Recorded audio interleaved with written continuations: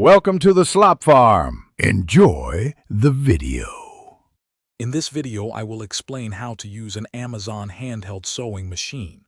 First, let's get it ready.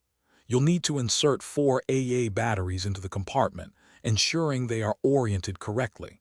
Next, carefully thread the machine, following the numbered guides for the upper thread. Finally, adjust the tension dial. A good starting point is often the middle setting, but you might need to fine-tune it for your fabric. Now that your machine is set up, let's start sewing.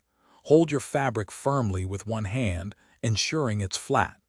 Position the needle over your starting point.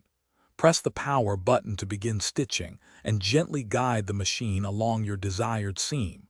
Remember to move slowly and steadily for consistent stitches. This little device makes quick repairs and small projects a breeze. To get the best results, a little preparation goes a long way. Always practice on a piece of scrap fabric first to get a feel for the machine and check your tension.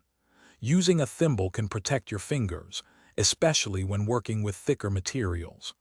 Also, make sure your fabric is laid out flat and smooth, free of any wrinkles, for a clean and even stitch line. Keeping your handheld sewing machine in good shape is simple. Regularly clean any lint or thread bits from the bobbin area to prevent jams. If your stitches are skipping or the fabric is snagging, it might be time to replace the needle. A fresh needle makes a big difference. If the machine stops, first check the battery levels. Often, a quick battery swap is all you need to get back to sewing. Thanks for watching. Consider subscribing if we helped you today.